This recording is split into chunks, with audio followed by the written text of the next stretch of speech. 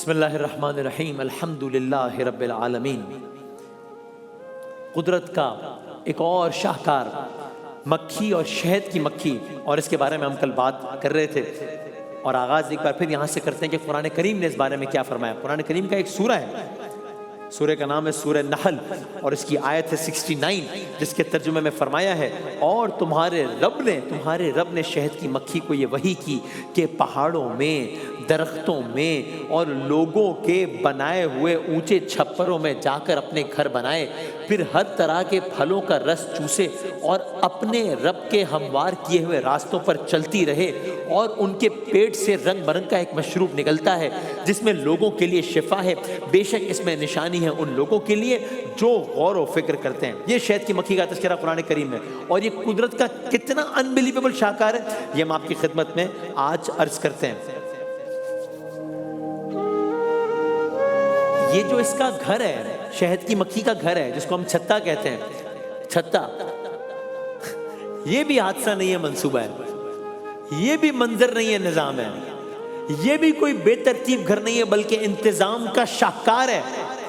یہ بھی اپنے اندر پوری ایک بستی ہے، پوری ایک دنیا ہے، جہاں پر ہر مکھی کا اپنا ایک کام مقرر ہے۔ یہ ایک سیٹ ہے، تو یہاں سب کو پتا ہے کہ کب کس نے کیا، کیوں، کیسے، کس طرح، کتنے بجے کرنا ہے۔ یہاں بھی پورا ایک سسٹم چل رہا ہے، پوری ایک دنیا ہے جہاں لٹرلی ہر مکھی کا اپنا ایک کام ہے۔ ایک چھوٹی سی ویڈیو دیکھیں، میرا ہم آگے بڑھتے ہیں۔ The honeybee is one of the most collaborative insects in the world. Each hive is comprised of thousands of bees working together in order to build and sub sustain مل the کے کام کر رہے colony. ہیں۔ Within the colony, each bee has a specific role to play. Each bee knows what to do because their hormones activate the part of their genetic makeup that tells them what jobs they have to tackle and when they have to tackle them. They go through 4 phases of jobs before dying. In phase 1, تو یعنی ان کو genetically معلوم ہوتا ہے کہ کس مکھی نے کیا کرنا ہے۔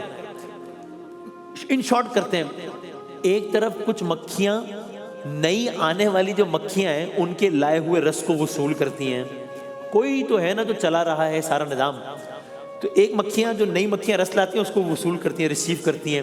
کچھ اور جو مکھیاں ہوتی ہیں وہ چھتے کے اندر پنکھا چل رہی ہوتی ہیں۔ جی ہاں، چھتے کے اندر گرمی اگر بڑھ جائے، بہت گرمی ہو جائے، ٹیمپریچر زیادہ ہو جائے، تو سینکڑوں مکھیاں ہوتی ہیں، اور مکھیاں میں سے ہیں کتنی؟ دنیا میں اگر 8 ارب انسان ہیں تو پتہ نہیں 6 کھرب کے آس پاس مکھیاں ہیں، ایک انسان پہ کتنی ہیں؟ تو بہرحال ایک چھتے کے اندر اگر گرمی بڑھ جائے تو سینکڑوں مکھیاں قطار بنا کر اپنے پروں کو پھڑپھڑاتی ہیں تاکہ ہوا کا گزر ہو اور چھتے کا ٹیمپریچر ذرا نارمل ہو جائے۔ سردی ہو جائے اگر بہت زیادہ تو یہی مکھیاں اب کیا کرتی ہیں؟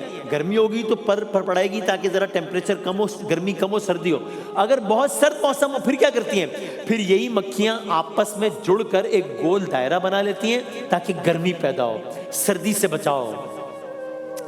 مکھیوں کی اس بستی میں ایک ملکہ مکھی ہوتی ہے، رانی ہوتی ہے جی، وہ یہ ہزاروں انڈے دیتی ہے، ہزاروں انڈے دیتی ہے ایک وقت میں۔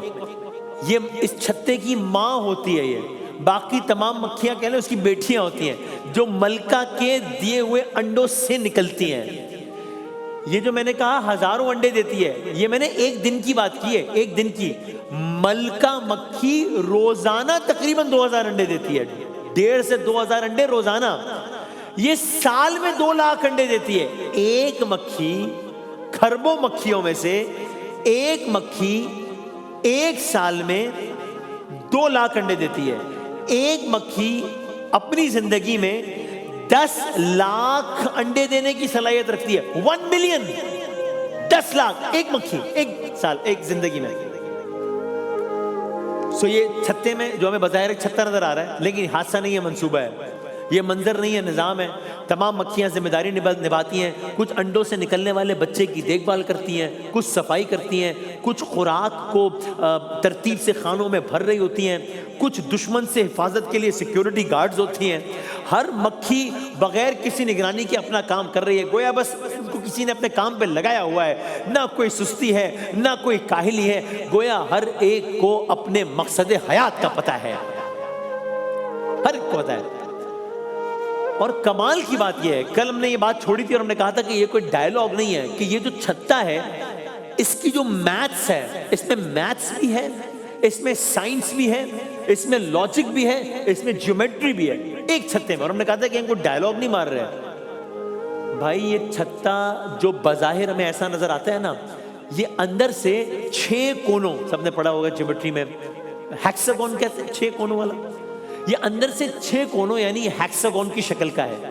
اب آپ سنیے اگلی بات، جیومیٹری کے اصولوں پر یہ کیسے بنا ہوا ہے. آج کا جدید ریاضی دان یہ کہتا ہے کہ 6 پہلوؤں والا مسدس یعنی کہ ہیکساگون ایک واحد شکل ہے. It is the only single possible form جس میں بلا فضول جگہ چھوڑے پورے فرش کو بھرا جا سکتا ہے. یعنی آپ میکسیمم سٹوریج اگر کسی ایک شیپ میں کر سکتے ہیں تو وہ سرکل نہیں ہے، اوول نہیں ہے، یہ نہیں ہے، وہ نہیں ہے، وہ یہ ہے کہ جس میں آپ لٹرلی پورا فرش بھر سکتے ہیں 1 انچ بھی ضائع کیے بغیر. آگے بڑھتے ہیں، آیت کا حصہ آپ کے ذہن میں ہے نا. شہد کی مکھیوں کے پیٹ سے ایک رنگ برنگ کا مشروب نکلتا ہے یعنی کہ شہد. یہ کیسا ہوتا ہے؟ یہ کیسے ہوتا ہے؟ یہ پھولوں کا رس، پھولوں کا یہ رس جب چھتے میں پہنچتا ہے، پہلے مکھی بیٹھی پھولوں پہ، پھولوں کا رس لیا، اب پھولوں کا رس جب چھتے میں پہنچتا ہے تو کئی مراحل سے گزر کر یہ شہد بنتا ہے. پہلے تو جو مکھی رس لے کر آتی ہے وہ اس کو اپنے منہ سے نکالتی ہے، کہہ لیں قے کر دیتی ہے، جو بھی کہہ لیں، یہ دوسری مکھیوں کو دیتی ہے. وہ مکھیاں اس رس کو اپنے منہ میں لیتی ہیں، پھر اپنے منہ میں لے کر آگے پاس کرتی ہیں. اس چکھنے چبانے کے عمل سے ایک کام اور ہوتا ہے، یہ رس گاڑھا ہونا شروع ہو جاتا ہے. پھر وہ رس ان مسدس خانوں میں جو ان کا چھتا ہے اس میں انڈیل دیا جاتا ہے. اب درجنوں مکھیاں، یہ کوئی فلم کا سین نہیں ہے، ہو رہا ہے روزانہ. اس وقت جب میں آپ سے بات کر رہا ہوں تو پتہ نہیں کہاں کا کھربوں جگہ پر یہ کام ہو رہا ہوگا. اب درجنوں مکھیاں ان خانوں کے اوپر اپنے پر تیز تیز ہلا کر پنکھا چلانا شروع کر دیتی ہیں. اس سے کیا ہوتا ہے؟ یہ بھی حادثہ نہیں ہے، یہ بھی منصوبہ ہے. اس سے رس میں موجود جو پانی ہوتا ہے وہ بھاپ بن کے اڑ جاتا ہے. 1 سیکنڈ میں 200 مرتبہ پر ہلاتی ہے ایک مکھی. گاڑھا میٹھا شہد پیچھے رہ جاتا ہے، پانی اڑ جاتا ہے. آپ نے بہت ساری، ہم اسکول کے زمانے میں فیکٹریز وزٹ کرتے تھے، حیران ہوتے تھے کیا ہو رہا ہے. آپ مکھیوں کی یہ فیکٹری دیکھ رہے ہیں، یہ حیرت انگیز ہے نا. قدرت کا ایک کارخانہ ہے جس میں خام مال کیا ہے؟ پھولوں کا رس ہے. تیار مال کیا ہے؟ شیریں شہد ہے. جب شہد تیار ہو جاتا ہے، اگلا مرحلہ، جب شہد تیار ہو جاتا ہے، مکھیاں ان خانوں کو موم کی باریک تہ سے ڈھانپ دیتی ہیں تاکہ شہد محفوظ ہو جائے. اس طرح چھتے میں شہد کا ذخیرہ جمع ہوتا رہتا ہے جو خود مکھیوں کے بچوں کی غذا بھی ہے، انسانوں کے لیے نعمت بھی ہے.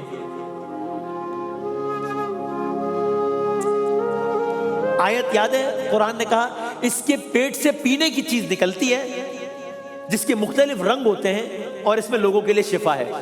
مختلف پھولوں کے رس سے بننے کے سبب کبھی شہد کا رنگ گہرا سنہری ہوتا ہے، کبھی ہلکا زرد ہوتا ہے، کبھی سرخی مائل ہوتا ہے، مگر ہر صورت میں اس میں غذائیت ہے، شفا ہے.